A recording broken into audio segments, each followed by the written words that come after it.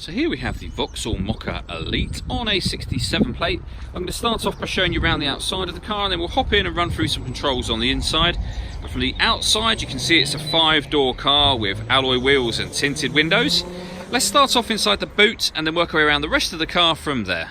So as we approach the boot, you'll see we have reversing sensors, plenty of boot space along with that 60/40 split folding rear seat, and then underneath this tray section a space saver spare wheel. Okay, so we're just going to work our way back round to the front of the car and then we'll hop in and run through some controls on the inside. But now that we've done a full circle of it, you can see it's in wonderful condition the whole way round. Just briefly before we climb in, I think it's well worth seeing the interior from this exterior point of view. You get full leather seats, as you can see. There's plenty to run through on the dashboard, so let's hop in and we'll do that now.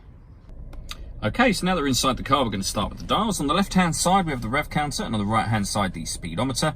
At the bottom in the middle, you can see the total miles on this car are 16,965. You can change the information displayed above that using controls on the indicator stalk for various different bits of fuel economy information, or that digital readout for the speedometer that you see being displayed now. If we back out to the steering wheel, on the left-hand side, we've got cruise control and speed limiter. And on the right-hand side, we have stereo controls and phone controls, including voice activation for your phone. So hit that button, ask it to dial anyone in your contacts list, and it can do that for you without you having to take your phone from your bag or pocket. That is, of course, once you paired up your phone, and that is done on the touchscreen in the center here. If we go back to the home screen, hit the phone icon just there, and then search device, and then just follow the instructions within the phone menu or the Bluetooth menu on your phone itself. When it comes to music in this car, there's plenty of ways to listen to it. We've got, as you see at the bottom there, AM, FM and DAB radio.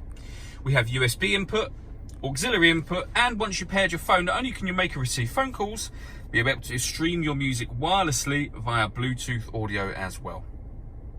Working our way down, we have the dual zone climate control. So I can adjust the passenger temperature, the driver temperature, the fan speed up, fan speed down, determine where you'd like the air to be distributed within the car.